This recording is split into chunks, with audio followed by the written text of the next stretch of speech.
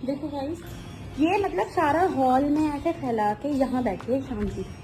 कहते हैं ना भोली शक्ल और सात्विक दिमागी, वो सीन है इसके साथ। देखो मतलब खुद की मेडिसिन जो इसकी यहाँ रहती है वो तक नहीं, मतलब सारी। भाई क्या मिला तुम्हें इतना फैला के? नहीं नहीं नहीं, अब भागो। देखो देखो क्या हरकत है, देखो देखो ये ऐसे कर रही है इसको ना। जब डेजी क्या हो रहा है, देख रहे हो? नहीं तुम्हें शर्म नहीं है?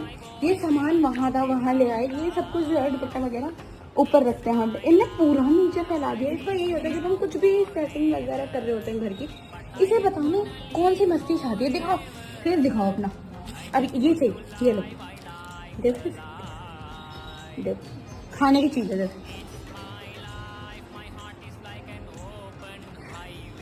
यार अल्लाह मुझे सेट करना पड़ेगा।